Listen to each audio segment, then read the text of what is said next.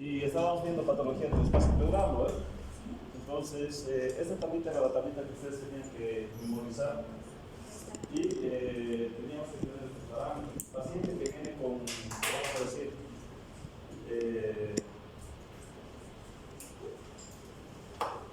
con la presencia de líquido en el espacio pleural, ya teníamos que nosotros ver primero las imágenes. ¿Verdad? Si las imágenes eran bilaterales, ya teníamos que pensar que el proceso era probablemente inflamatorio y probablemente sea un vaso dado que tiene que ser manejado, vamos a decir, por la especialidad correspondiente, porque las causas eran vamos a decir, una alteración en la red de transversal, que la distribución de la presión de los múltiples, un aumento de la presión de los esa era vamos a decir, una de las causas, vamos a decir, de la producción de líquido pleural. Y la otra causa era una disminución de la absorción del líquido pleural, que de hecho, en condiciones fisiológicas, para mantener lubricado el pulmón y poder facilitar los movimientos respiratorios, teníamos que tener más o menos entre 10 y 15 ml de producción de las 24 horas que se van cambiando.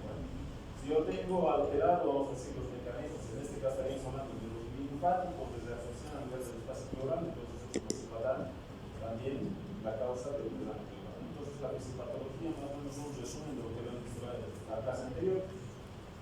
Yo veo al paciente y la clínica iba a depender más o menos de, o sea, en relación a la causa, pero que me iba a variar mucho, que lo característico para un paciente con un derrame pleural era la presencia de la semiología, y vamos a ver una ligera semiología en el campo pulmonar, tendríamos que revisar bien, pero lo característico de un paciente con un derrame pleural era la presencia de, vamos a decir, aumento de transmisión de vibraciones vocales y la abolición del murmullo reciclado a la ocultación con la presencia de máculas. Entonces, eso es lo que ustedes tendrían que buscar en los pacientes. ¿Estamos?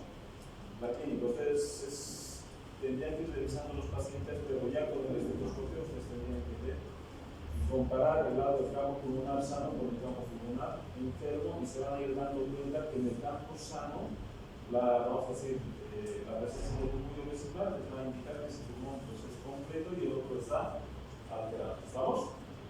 Bien, entonces hacíamos una imagen, y si la radiografía, o sea, la radiografía era, vamos a decir, un método altamente sensible para poder diagnosticar esta patología, y habíamos definido que como les decía hace rato, que las imágenes bilaterales probablemente iban a ser de causa benigna, y las dos bilaterales nos estaban pensando de que iba a ser una patología que probablemente tenga una orientación quirúrgica. ¿Estamos? Entonces, una vez que yo he hecho estos estudios, ¿qué tendría que solicitar al paciente? Todo paciente que se va a operar, per se, ustedes ya tienen que saber que se tiene que hacer un preoperatorio, ¿no?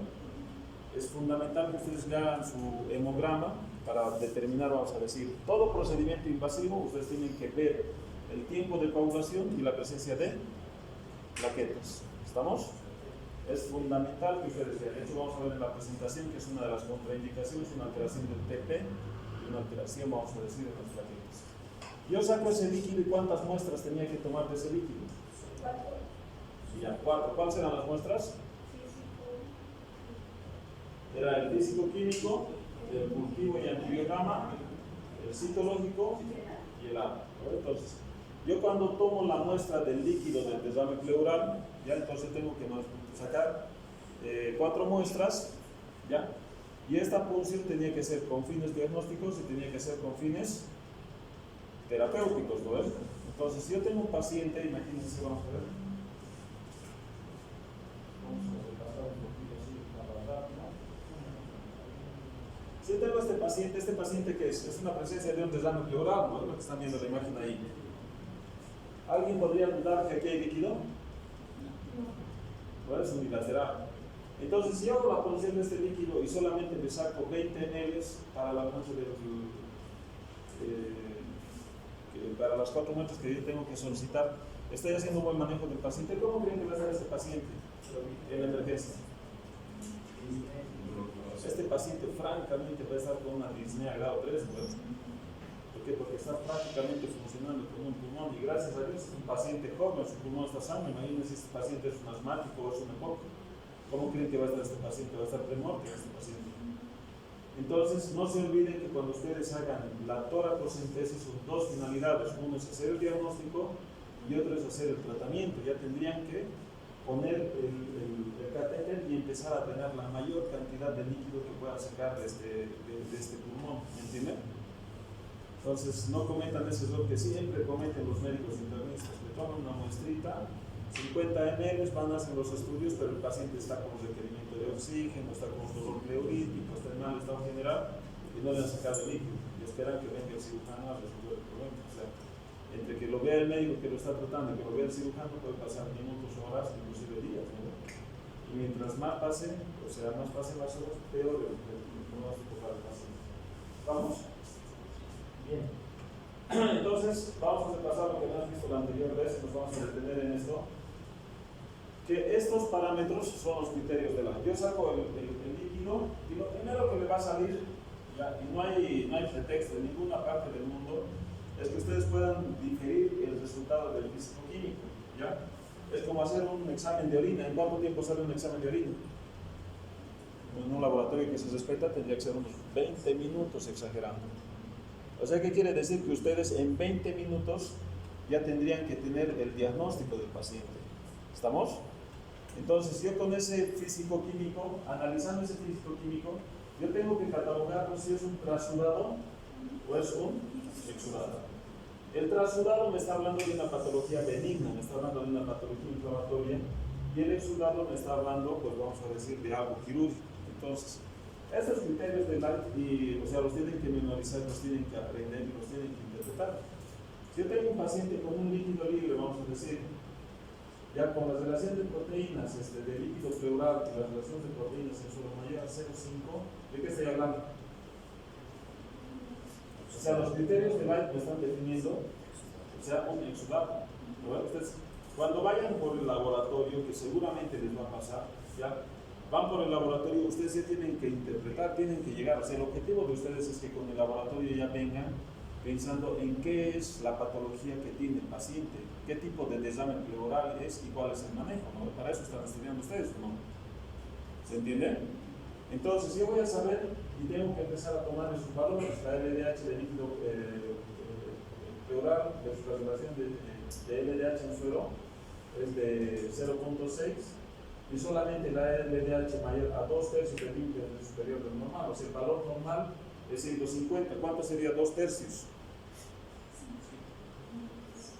Ya tendría que hablar, o sea, son 50, o sea, sería 100 para arriba, ¿no? Ya tendría que tener en el líquido pleural por lo menos de 100 para arriba. ¿Estamos? Entonces, estos criterios de Light, estos son los criterios de Light y estos son los únicos parámetros, pero hay otros parámetros que también les van a ayudar a definir qué es un trasudado y un exudado. ¿Ya? Entonces, ¿en qué nos vamos a decir? ¿Cuáles son los parámetros que ustedes tienen que conocer a la hora de catalogar a un paciente? El primer parámetro es la relación con el pH. ¿Cuál es el pH normal?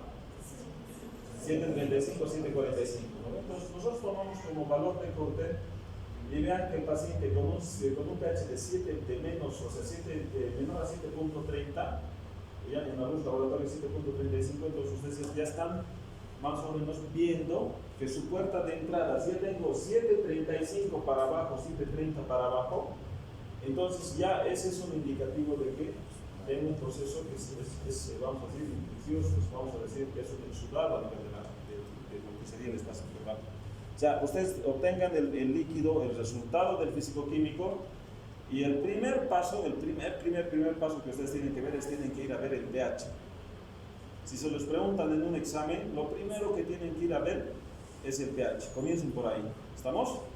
El pH. Luego, después del pH, yo tengo que ver, vamos a decir, la relación ya de proteínas, ya, y la relación de elementos. O sea, ya estamos hablando de los criterios de Light. Ya tengo 3 parámetros para decir. Luego, tenemos que ver la glucosa. No se olviden de la glucosa, chicos. La glucosa, el valor normal es más o menos en la sangre es de 70 a 110, ¿no ven? Entonces, ¿qué quiere decir?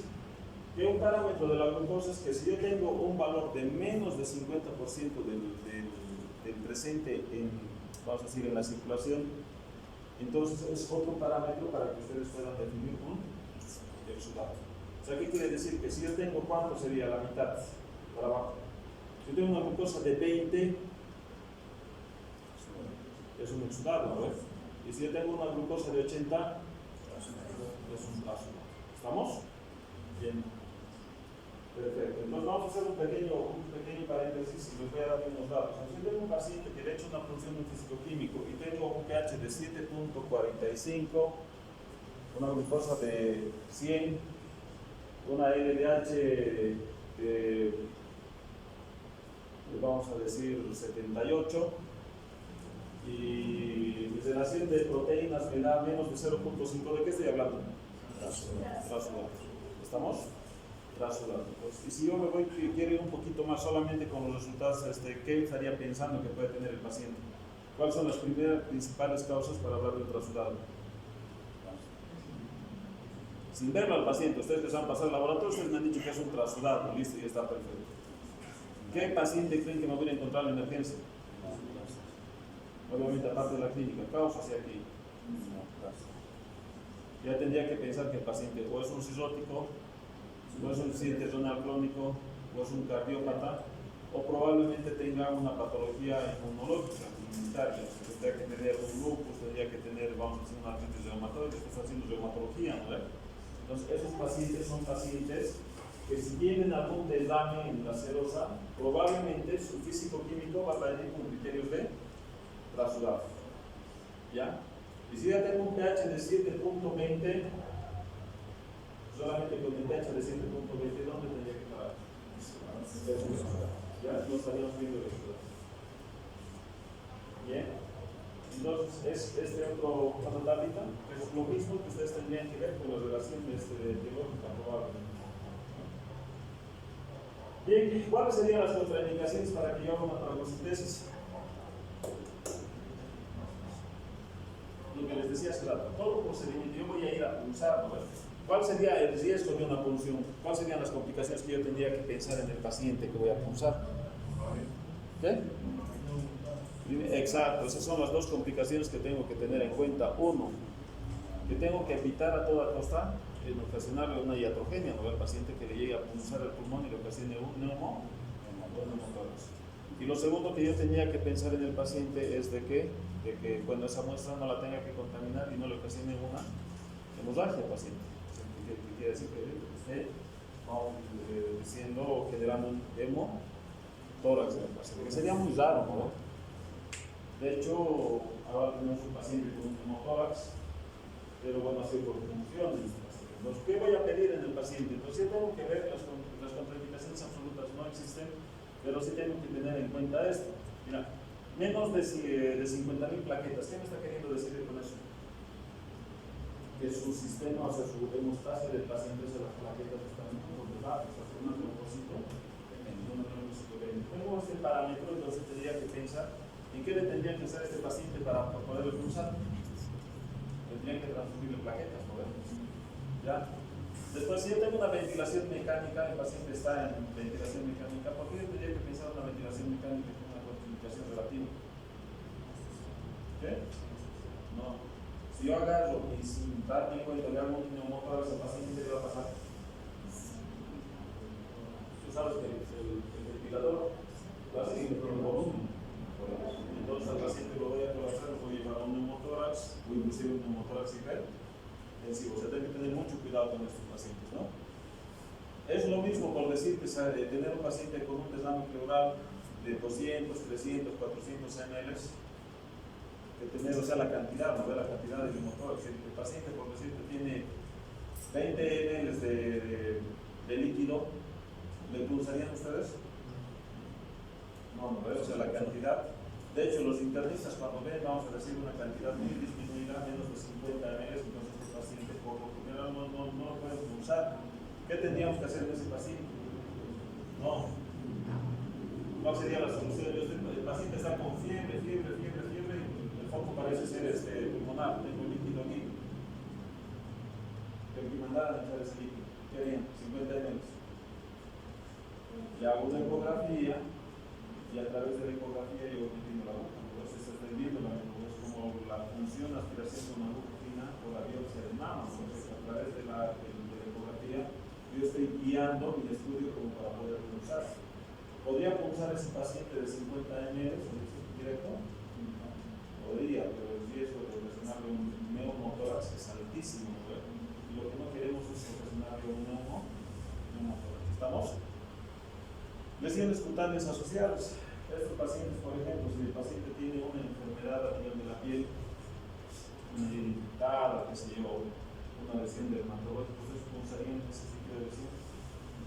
Tendría que buscar un sitio de lesión, una piel sana, ¿correcto? ¿Estamos? Bien, perfecto, entonces vamos a seguir avanzando. ¿Cuáles serían las complicaciones que ustedes han dicho, no? O sea, lo más frecuente, lo que yo tengo que evitar a toda costa en este paciente, ¿qué sería? O sea, el dolor no se va a poder evitar, ¿no? Que tampoco va a ser, vamos a decir, dolor en el sitio de punción, todos lo van a tener. Ya sea que le ponga la anestesia o no, pero va a sentir la punción. Pero lo más importante que yo tengo que cuidar en el paciente es el sangrado y el neumotórax. Otras complicaciones serían la infección en el sitio de punción. O sea, tendría que ser demasiado, vamos a decir, irresponsable de no ocasionar, o sea, de no utilizar medidas de antiséptico, ¿no? Que no haya pintado la parte de la piel, que lo haya hecho con guantes de manipuleo. O sea, cuando no hago las, vamos a decir, las maniobras en condiciones estériles, siempre existe el riesgo de infección. Bueno, entonces, pues, imagínense, ustedes tienen que hacer una punción en un lugar, ¿a alguno de ustedes se le ocurriría ir solamente con los guantes de punción? No, entonces medidas de bioseguridad, ¿ya? El tema del empiema, que es una patología que vamos a ver ahora, también es una complicación de la punción, porque aunque no crean, si yo no tengo estas medidas, vamos a decir, de asepsia antisepsia, todo sitio de punción es un sitio de inoculación de una bacteria, ¿no? Imagínense, ese paciente tenía un derrame pleural por una insuficiencia cardíaca en un trasudado, y le hago una punción en pésimas condiciones y por mala suerte introduzco un estafilococo a la cavidad pleural. ¿Qué le va a pasar al paciente? Ese líquido se va a infectar, se va a contaminar. De repente va a pasar unos 2, 3, 4 días y ese líquido va a pasar de un trasudado a un exudado. ¿Estamos? ¿Ya? Luego lo que les decía, las proyecciones a nivel del tórax. Ustedes tienen que saber que las proyecciones ya más o menos llegaban hasta el séptimo, octavo arco costal, donde llegaba la proyección pulmonar, pero en condiciones de inspiración, ya los órganos abdominales, como el hígado y el vaso, tendían a ascender de los tórax. Entonces, ¿qué quiere decir? Que si yo hago una punción, por decirte, en el un décimo espacio intercostal, ¿qué le podría ocasionar al paciente?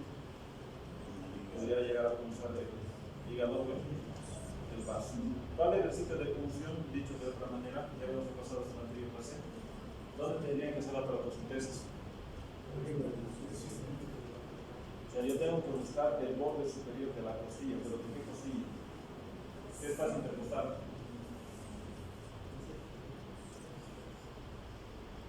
O sea, si les estoy diciendo que debajo del octavo se están formando del noveno, décimo y undécimo y van a pulsar el hígado y el vaso, entonces tendría que pensar en pulsar en el séptimo o el octavo espacio intercostal. ¿Estamos? ¿Cómo yo podría identificar ese sitio de punción?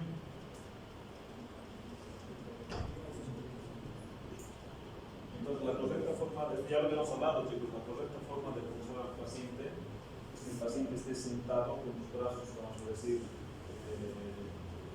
hacia la parte anterior, ligeramente inclinado el paciente, obviamente la parte del dorso que está descubierto, y lo más probable, así, o sea, el reparo anatómico más importante que ustedes tienen que tomar es el vértice del escápula.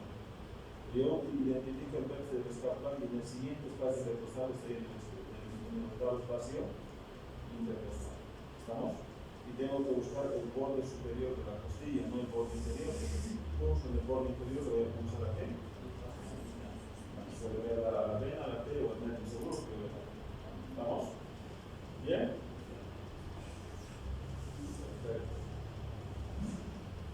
Entonces, ya una vez que yo voy viendo esta función, aparte de los criterios del AIT, lo mismo que cualquier drenaje, ¿no? Yo tengo que ver las características macroscópicas. Si sale lechoso, ¿qué tendría que pensar? Lechoso quiere decir que color saldría. Blanco. Y si saco un líquido así blanquecino, espeso, Solamente por ver la característica, ¿de qué estaría pensando? ¿Qué? ¿Qué dice? Linfa. Sí, entonces linfático. Entonces, y si yo tengo linfa, ¿qué patología sería? Estaría pensando que es un kilo. Bien, perfecto. Si el líquido es hemático, estoy sacando sangre de la función. Hemático, seromático. Lo primero que tendría que pensar es que es una tracocentesis traumática, que le he pulsado algún vaso, alguna arteria, alguna vena, y lo que estoy sacando es el líquido más, vamos a decir, la sangre que que he atravesado al momento de hacer la punción. Cambio, vamos a decir, el sitio de punción, vuelvo a punzar y me vuelve a salir cero sanguinolento. ¿Tener cero sanguinolento es bueno o es malo? ¿Bueno o malo? ¿Por qué? Lo mismo que en mama, por chicas. Los ceros sanguinolentos les está diciendo que probablemente hay una neoformación dentro del espacio pleural. Probablemente sea un derrame pleural, vamos a decir tumoral, sea un derrame pleural maligno. ¿Estamos? Entonces, si yo tengo hemático, yo tendría que pensar, o es traumático, que es lo más frecuente, pero si el paciente tiene antecedentes de que es fumador, de que ha perdido peso, de que tiene una patología neoplástica, un cáncer de colon, un cáncer de mama o un cáncer en alguna parte del cuerpo, probablemente lo que esté sacando es el líquido cero hemático, que es ya o una tumoración primaria o una tumoración metastásica a nivel del pulmón. ¿Estamos? Bien, si yo saco cero son, estamos hablando de que son transferados, por ejemplo, que les he dicho hace rato. Y si saco tus, bien, bueno, bien, perfecto.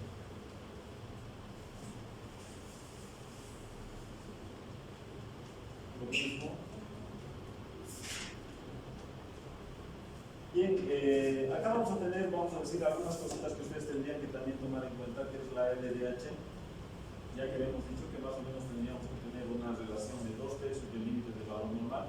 Pero vean que cuando la LDH a nivel pleural, cuando yo determino la LDH y esta LDH está mayor a 1000 unidades litro, entonces probablemente ya esto se vaya a relacionar con vamos a decir, con una infección tuberculosa de la pleura. Lo estaríamos viendo el 20%, ya, que probablemente ese rango sea neoplásico.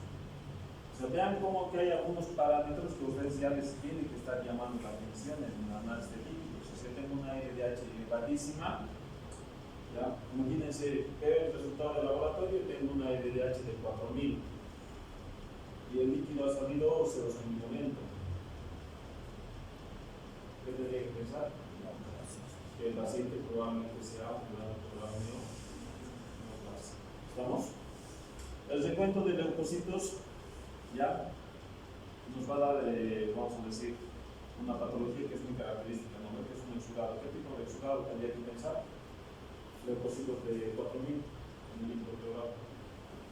Estaría hablando de que ese paciente se tiene un NG. Bueno, aquí tengo otros parámetros, ya, la presencia de neutrofílico, ya estamos hablando de neumonía, tromboembolia pulmonar, pancreatitis, infecciones víricas, ya. La inflamación de la pleura por la presencia de asbesto.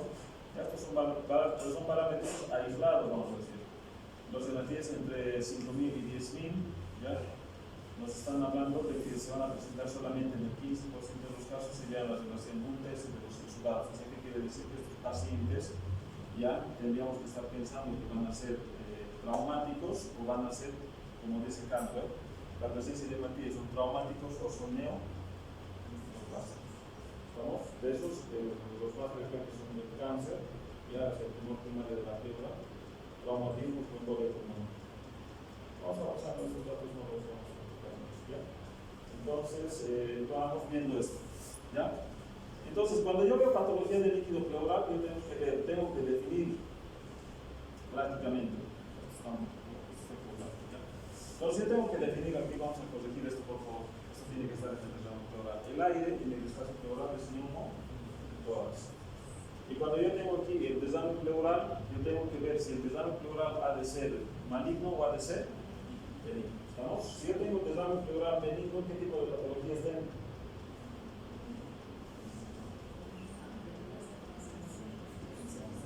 El desdame pleural benigno, el envíema, el pilotórax y el cambio del desdame pleural benigno. ¿Estamos?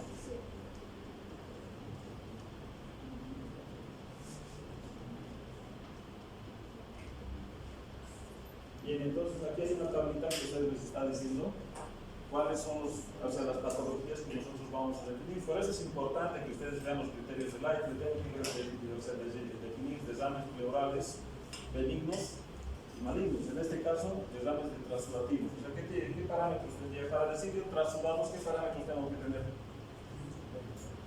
¿Cuántos de pH? A ver. Tiene que quedar claro. Yo tengo que tener un pH en el disco químico para hablar de trasudado. pH, ¿cuánto de pH para trasudado? Mayor a 7.30, 7.35. Después tendría que ver, vamos a decir, la relación de LDH líquido pleural con la relación de LDH sangre. ¿Cuánto es? Mayor a 0.06. La relación de proteínas, ¿en cuánto estaría? Mayor o menor de 0.5.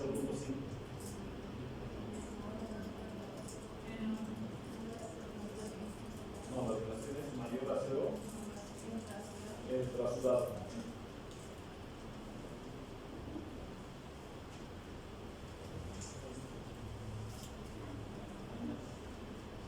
Menor a 0.5. Menor a 0.5. Menor a 0.6. Y la relación de los leucocitos menores a 1000. Y la glucosa mayor del 50, mayor del 50%. Entonces, yo tengo esos parámetros, yo tendría que estar pensando que el paciente está con un trasudado. Y ahí están las causas: insuficiencia cardíaca congestiva, cirrosis y el síndrome de insuficiencia renal. Esas son las tres patologías que ustedes tienen que pensar. ¿Ya? Y si yo tengo desdames exudativos, ¿cuál sería el disco químico?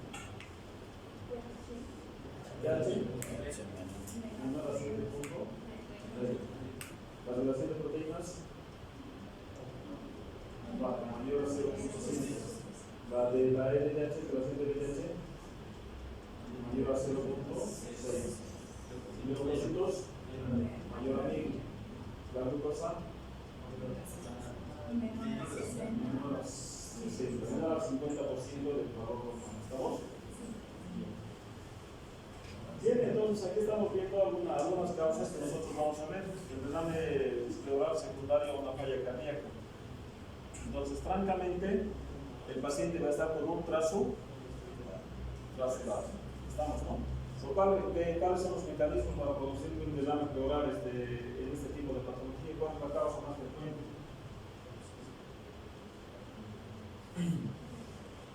Miren, es la principal causa del desdame pleural, o sea, esta es la principal patología porque el paciente va a tener, vamos a decir, presencia de líquido en el espacio pleural. ¿Cuál es la clínica del paciente con una insuficiencia cardíaca? Yo tengo un paciente, o sea, la insuficiencia cardíaca la tengo que dividir si es izquierda o es derecha. O sea, vamos a decir, dentro de estos pacientes con falla cardíaca, ya sea de izquierda o derecha, ¿ya? Lo que va a haber va a ser una disminución del gasto cardíaco y un aumento, o una disminución del retorno venoso. Por eso lo que es la precarga se va aumentando. Y si aumenta la precarga, ¿qué es lo que va a pasar con el paciente? O sea, en el retroceso, como el corazón no está bombeando, no tiene un gasto cardíaco normal, el paciente va a empezar a aumentar la presión hidrostática en lo que sería las venas. ¿Cuál es la clínica del paciente? ¿Cómo ven a un paciente con una insuficiencia cardíaca? Lo primero que va a tener es edema de las extremidades inferiores y después, a medida que vaya progresando la enfermedad, el paciente va a empezar con una hepatomegalia, empieza a juntar ascitis y a medida que vaya progresando el paciente ya va a tener su desdame pleural y va a tener su desdame pericardio. Entonces yo le hecho la punción de este paciente y los criterios van a ser de trastorno. ¿Estamos? ¿Cuál es la radiografía del paciente?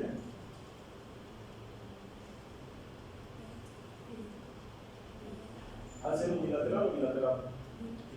Bilateral. ¿A este paciente le van a hacer la toracocentesis?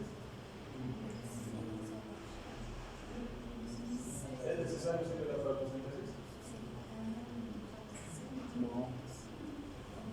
¿Es necesario que hagan la toracocentesis para saber que ese desdame es un trasurador? No. No. No es necesario. ¿Por qué? Porque ya claramente se la patología es identificada. Si no vaya a el paciente está con, o sea, cardiomegalia, tiene reflujo hepatoyugular, tiene edema en las extremidades inferiores, ha empezado a juntar así, tiene el pleural bilateral, ya le hacen un electrocardiograma y van a ver ya que si la alteración es valvular, si es miocárdica o si es alteraciones en la conducción, entonces ese paciente está con un diagnóstico de insuficiencia cardíaca, ¿verdad? Le podrían hacer la punción, si le hacen la punción, ¿qué va a salir? ¿Trasulado o exudado? Trasulado. Entonces, por eso es que aquí les pongo, ¿no? la pregunta, ¿es necesario hacer la traslación a este paciente? No. Entonces, no. A este paciente, de repente, le vamos a mandar al cardiólogo y que el cardiólogo maneje la patología. De hecho, el tratamiento de los pacientes con insuficiencia cardíaca, ¿cuál es el tratamiento? Uno es diurético, ¿verdad? O sea, de entrada tiene que tener su glucemia, tiene que tener su después, ¿qué más le dan a un paciente con insuficiencia cardíaca? ¿Le dan IECAS o no al paciente?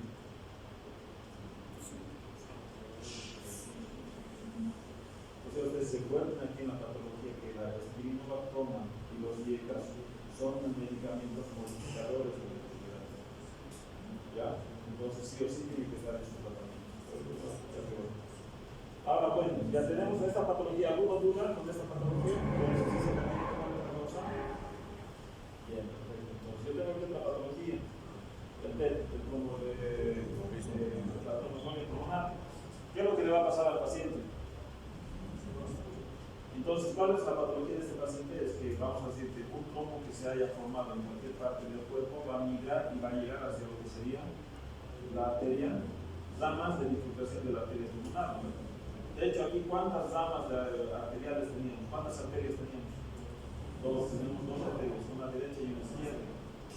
Esa arteria se va a ir segmentando. ¿Cuántos segmentos va a tener la arteria? 5 para el lado derecho y va a tener 5 para el lado izquierdo. Entonces yo tengo que tomar esos conceptos como para yo ir a identificar el ramo, ¿no? Entonces, el tromboembolismo pulmonar ya es la cuarta causa y este paciente va a tener un exudado. ¿Por qué motivo va a tener un exudado? No, es una patología benigna, es un paciente con un exudado. De repente, esta vamos a decir es una excepción. Si yo tengo un paciente que va a tener un trombo en la arteria en la rama, ¿qué le va a pasar a ese segmento? ¿Aumenta o disminuye la presión capilar pulmonar? O sea, si yo tengo una piedra aquí en la puerta y les digo a ustedes salgan, ¿cómo va a estar la presión? ¿Aumentada o disminuida? Va a estar aumentada, ¿no? Entonces, a medida que se vayan aumentando en la presión, ¿qué le va a pasar a los capilares? Primero van a empezar a extravasar el líquido y a medida que la presión se vaya aumentando, ¿qué es lo que le va a pasar? Va a terminar colapsándose y va a empezar a extravasar proteínas. Y esas proteínas, o sea, es prácticamente para que ustedes tengan idea, por un retroceso por el aumento de los capilares van a ir debilitando, prácticamente se van a avisar. Y al salir ese líquido, ¿qué le va a dar al paciente? Le va a dar un líquido pleural serosanguinolento. Y ese líquido serosanguinolento va a estar, vamos a decir, va a tener un alto o un elevado índice de proteínas. Elevado índice de proteínas. Entonces, eso se va a traducir en el histoquímico como ¿qué? Como un nexo. ¿Estamos? Entonces, es un dolor pleurolítico, es de causa unilateral, ¿ya? Frecuentemente, ¿ya? Y es el diagnóstico diferencial más frecuente, vamos a decir, de las patologías neoplásicas. ¿Estamos? Bien. Acá tenemos otra causa que es la cirrosis. O sea, estos son, vamos a decir, patologías del trasulado, ¿no? ¿Por qué causa? ¿Cuál es la causa principal de la cirrosis? Que ya lo ¿qué? Yo tengo un paciente con una una cirrosis, ¿qué es lo que le pasa al paciente con cirrosis? Entonces tienen que tomar en cuenta que la hepatopatía crónica, o sea, la cirrosis no solamente por alcohol, puede ser viral, puede ser una hepatitis B, puede ser una hepatitis C, puede ser algo inmunológico que le ha pasado al paciente, o puede ser hematológico. Entonces, este paciente tiene un daño en el hepatocito y el hepatocito deja de producir proteínas. Entonces, al disminuir la proteína, ¿qué es lo que le va a pasar al paciente? Va a empezar a perder la presión coloidosmótica y va a empezar a permear el líquido, vamos a decir, hacia el espacio extravascular, y esto es lo que le va a generar al paciente la sífilis, le va a generar la presencia de daño pleural. De hecho, habíamos dicho que una causa hacia considerar era también la condición de la paciente con los elementos anatómicos que entraban y salían del tórax hacia el abdomen. ¿Cuáles eran esos elementos? La vena cava inferior, después teníamos el orificio de la aorta, el esófago, ¿y qué más pasaba ahí? Nada más, ¿no? Subida, ¿no? Lo que es el impacto. Entonces, todos esos orificios, imagínense un paciente con una citis atención. ¿Han visto pacientes con una citis atención? ¿No han visto? Es el paciente que viene así como si fuera una abdomen embarazada, ¿no? Embarazo entero. Por si ese embarazo entero está, o sea, si ese líquido está a tensión, ¿qué es lo que creen que va a pasar con ese líquido? Va a pasar del abdomen hacia la parte del tórax, ¿por dónde? Por los orificios que se acaba de decir. O sea, los orificios del diafragma son comunicaciones que en teoría tendrían que estar selladas y aislando el abdomen del tórax, pero en condiciones patológicas esos orificios pueden abrirse y permitir el paso de líquido a esta pleural. De hecho, si yo les pregunto una causa, ¿es frecuente la presencia de líquido pleural en una pancreatitis? ¿Sí o no?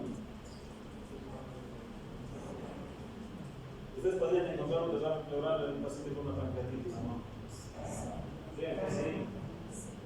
¿Por qué mecanismo creen que tendrían pasaje del líquido de la cavidad abdominal hacia el espacio pleural en una pancreatitis? Claro, pues tienen que pensar que el hiato esofágico, el hiato aórtico y el orificio de la vena cava inferior, entonces hace que ese líquido que está en la parte superior del abdomen, porque el líquido es peripancreático primero, ¿verdad? Entonces ese líquido pasa directamente hacia el espacio pleural. Yo les preguntaría en la pancreatitis, ¿dónde es más frecuente? ¿En el lado derecho o en el lado izquierdo donde recibe el espacio pleural? Izquierdo. ¿Izquierdo o derecho? Izquierdo. ¿Por qué izquierdo? Porque la anatómica, el páncreas está, o sea, la cabeza si bien está al lado derecho, el cuerpo y la cola hacia dónde están? Hacia el lado izquierdo. Y toda esa inflamación hacia dónde tiene que pasar? Hacia el lado izquierdo. Esas preguntas son preguntas, o sea, vamos a decir, para que ustedes desarrollen de manera, vamos a decir, con un razonamiento lógico. No es necesario que el paciente esté con una citis en la pancreatitis, sino esa inflamación así que el líquido directamente asciende hacia la parte del tórax. ¿Cuál es la presión en el tórax? ¿Negativo o positivo? Negativo. ¿Y cómo la presión en la abdomen? Positivo. Entonces hay esta explicación para que vean por qué el líquido pasa directamente del abdomen hacia el tórax. Hay una presión negativa que está absorbiendo, vamos a decir, la parte superior. ¿Estamos? Bien, bueno, volviendo al tema, entonces la cirrosis, ya no vamos a entrar en mucho detalle en esta parte del tema, pero la cirrosis es otra causa, vamos a decir, frecuente de trasulación. ¿Estamos? Y esta trasulación, esta permeación de líquido se debe a una disminución de la presión coloidosmótica. O sea, que no vayan, vamos a decir, a extrañarse cuando vean pacientes con un derrame pleural que sea de características bilaterales. ¿Es necesario hacerle la función al paciente?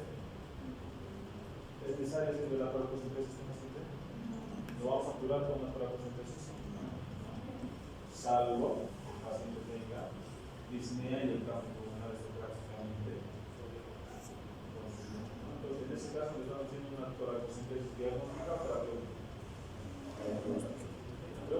de hecho, cuando el paciente con una citis viene con una citis atención, ¿cuál es su tratamiento?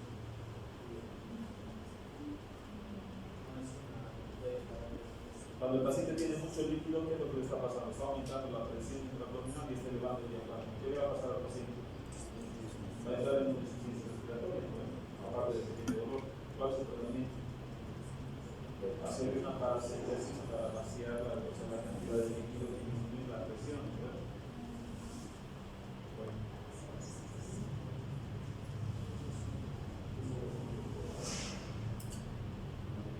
Ya. Entonces, en esta parte vamos a entrar nosotros, o sea, vamos a pasar a la parte de clausurado, que creo que ya ha quedado claro, ¿ya? Y vamos a entrar, vamos a decir, a las patologías antiquirúrgicas. Y aquí necesito que ustedes me pongan, vamos a decir, bastante atención. La primera causa de un derrame exudativo, ya es esta que ustedes están viendo, que es el derrame pleural para neumonía. ¿Cuántos pacientes vienen a la consulta por una neumonía? Es una consulta frecuente de la emergencia, ¿no? ¿Cuál es la clínica de la neumonía? El paciente que viene con mal estado general, está con picos febriles, ¿qué más? Está con tos, está con expectoración purulenta, ¿ya? Está con un dolor pleurolítico, ¿no? El paciente respira y le duele más así en puntada de hojas como si estuviera trabajando consigo, ¿no? ¿Cuál va a ser la semiología de ese paciente? ¿Qué ayuda a un paciente con una neumonía? Yo voy a tener créditos, sectores crepitantes, voy a tener bronquios, ¿no? En algunos pacientes neurólogos puedo tener inclusive facilidades.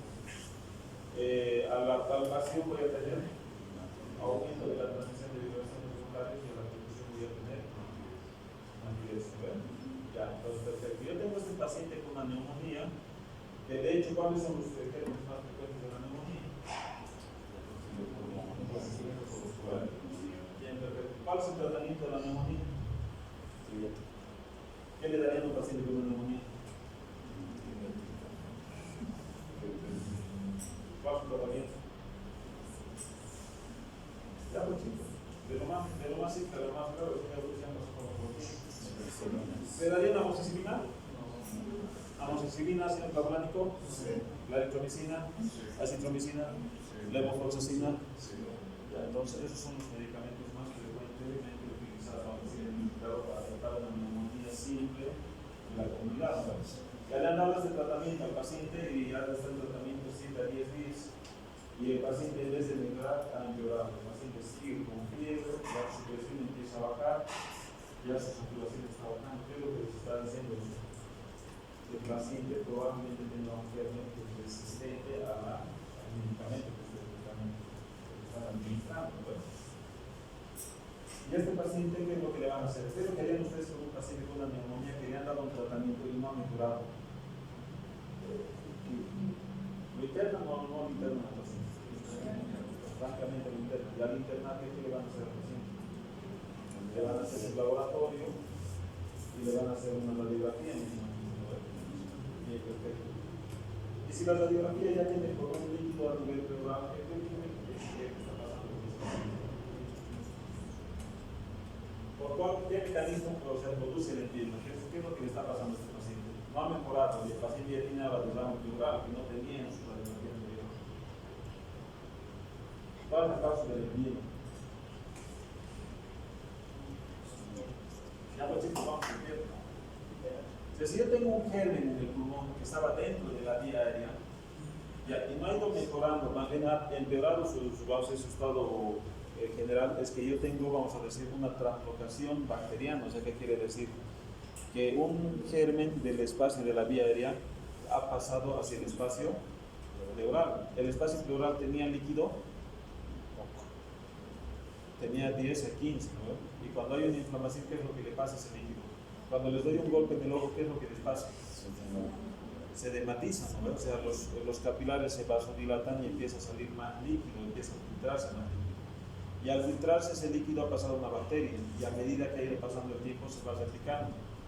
Entonces ocasiona un proceso infeccioso y es por eso que se coloniza el espacio pleural y vamos a decir, en la progresión de la enfermedad el paciente empieza a tener pus.